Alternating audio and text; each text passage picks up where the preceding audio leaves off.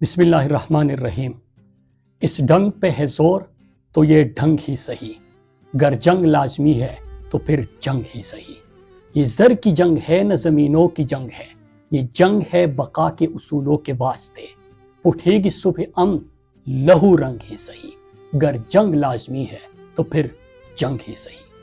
میرے پاکستانیوں، آج تحریک کے فیصلہ کن مرحلے کا آغاز میں جان نثارانہ عمران خان سے مخاطب ہو کر رہا ہوں۔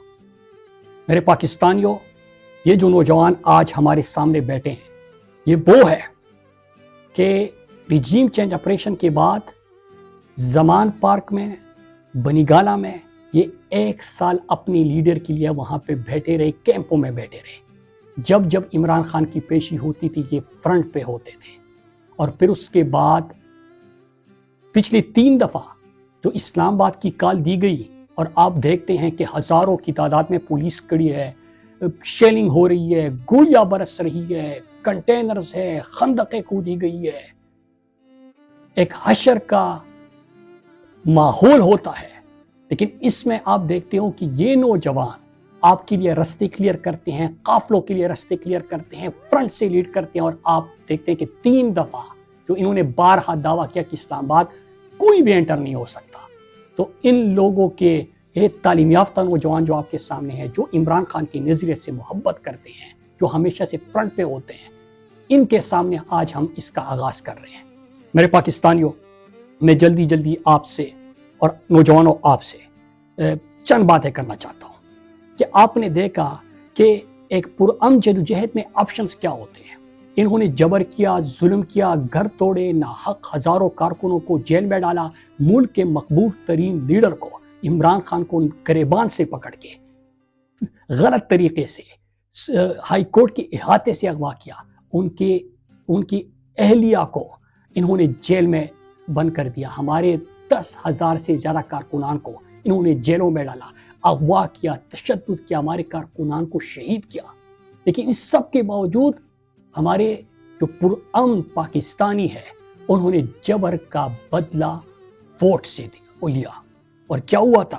انتخابی نشان چھین لیا گیا تھا۔ 1,000 کے قریب انتخابی نشان انہوں نے الاٹ کر دیے تھے، امیدواروں کے کاغذات چھینے جا رہے تھے، مضبوط ترین جو امیدوار تھے ان کو نااہل قرار دیا جا رہا تھا، لیڈر جیل میں تھا، اس کی تصویر پر بھی پابندی تھی، لیکن اس کے باوجود لوگوں نے جبر کا بدلہ ووٹ سے لیا۔ لیکن اتنے بے شرم ہے یہ اپنی اقتدار کے لیے اور بغض میں انا کی وجہ سے، جس طرح پہلے بھی ملک دولخت ہوا تھا، انہوں نے 180 سیٹوں والی جماعت سے الیکشن چھین کے اس پہ ڈھاکہ ڈال کے انہوں نے 17 سیٹوں والوں کی حکومت بنا دی۔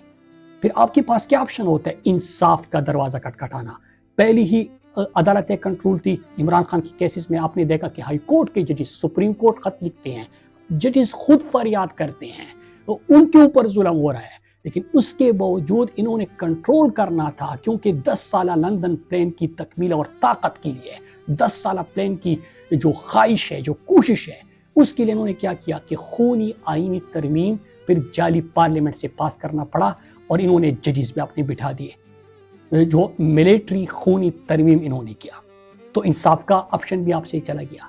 پھر آئین پاکستان اجازت دیتا ہے کہ پرامن طریقے سے آپ احتجاج کرو، آپ آواز اٹھاؤ۔ آواز اٹھانے والے لاپتہ ہو رہے ہیں سوشل میڈیا ایکٹیوسٹ، اور جو پاکستانی ڈی چوک نکلے، تو ڈی چوک ریڈ زون جیسے علاقے میں انہوں نے پوری دنیا کے سامنے سنائپر سے گولیاں ماری، لوگوں کو شہید کیا، معصوم نہتے لوگوں کو نہ صرف شہید کیا بلکہ شہداء کی جو ڈیڈ باڈیز تھی ان کو لاپتہ کر دیا۔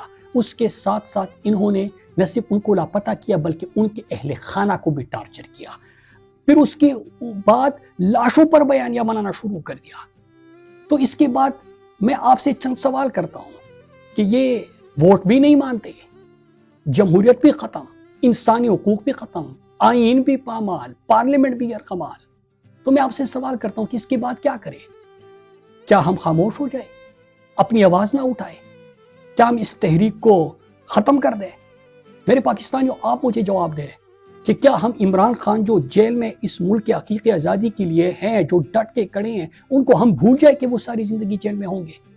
ہم بشرا بی بی اور کارکنان جو ہزاروں ہمارے جیلوں میں ہیں ان کو کیا ہم بھول جائے؟ جو ہمارے لوگوں کے اوپر انہوں نے سامنے سے گولیاں چلائی، ان کو شہید کیا، ان کو بھی ہم بھول جائیں؟ کیا ہم جو پاکستان ہے، کیا ہم مان جائیں ہم سارے پاکستانی کہ ایک بادشاہ سلامت ہے اور یہ باقی ان کی رعایا مزارے ہیں سارے اور پاکستان ان کی جاگیر ہے؟ کیا ہم یہ مان جائیں؟ تو میرے پاکستانیوں، جب میں خود سے بھی یہ سوال کرتا ہوں تو عمران خان کا جو اقوام متحدہ میں تقریر تھی، انہوں نے جس طرح کہا تھا کہ either you surrender or you fight for your freedom till death. What will we do? I ask myself this question and my belief is لا الہ الا اللہ. تو میرے پاکستانیوں، ہمارا لا الہ الا اللہ پر ایمان ہے. We will fight. ہم لڑیں گے. اور وہ کہتے ہیں نا کہ ابھی تو بے کسوں کی آخری تلوار چلنی ہے، ابھی تو شام ڈلنی ہے، ابھی تو دیکھ لے مجھ پر جنوں کا ورق طاری ہے، ابھی تو جنگ جاری ہے، ابھی تو جنگ جاری ہے. میرے پاکستانیوں، اب میں آتا ہوں لائے عمل پہ. سب سن لے، غور سے سن لے. پہلی چیز یہ، بلکہ اس سے پہلے ایک بات ضرور کرنا چاہوں گا. خان صاحب کی بہنوں کو، ان کی فیملی کو خان صاحب سے ملنے کی اجازت نہیں مل رہی، ان کو نہیں ملنے دیا جا رہا. ہماری یہ تحریک رسائی کے لیے نہیں ہے، رہائی کے لیے ہے، آئین کی بحالی کے لیے ہے، لیکن ان کو ملنے نہیں دیا جا رہا. تو اس لیے سب سے پہلے میں اس پہ بات کروں گا. بشرا بی بی اور عمران خان کی جو ملاقات ہونی چاہیے وہ نہیں ہو رہی. بشرا بی بی کی ملاقاتوں پہ پابندی ہے، لیکن خان صاحب کی بہنوں نے اڈیالہ کے باہر دھرنے کا اعلان کیا ہے. تو میں منتخب اراکین اسمبلی، جو ہمارے قومی اسمبلی کے ممبران ہیں، ان سے اپنی طرف سے اور اپنے کارکنوں کی طرف سے اپیل کرتا ہوں، ان سے گزارش کرتا ہوں کہ وہ علیمہ خان سے، علیمہ آپا، عظمیٰ آپا اور نورین آپا سے بات کرے، ان سے مشاورت کرے اور ایک لائحہ عمل مرتب کر دے کہ کیا کرنا ہے. لیکن یاد رکھیے گا کہ ان کو اکیلے نہیں چھوڑنا. وہ اگر اکیلی باہر دھرنا دے گی تو اس سے پورے پاکستانی قوم جو ان کا بھائی ہے لیکن ہمارا لیڈر ہے جو اندر بیٹھا ہوا ہے، اور یہ ان کے لیے باہر دھرنا دے گی تو یہ بہت پاکستان کو دکھ ہوگا. اس لیے قومی اسمبلی کے جتنے ممبران ہیں، میں سب کی طرف سے آپ سے ریکویسٹ کرتا ہوں کہ ان سے بات کرے اور لائحہ عمل مرتب کر دیجیے. ابھی میں آپ سے جو ہماری تحریک کا فیصلہ کن مرحلہ ہے اس پہ چند نکات.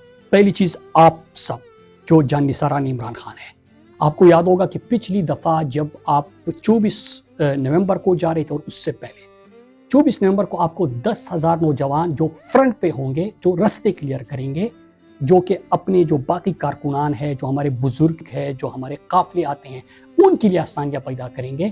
تو آپ نے وہ کام بخوبی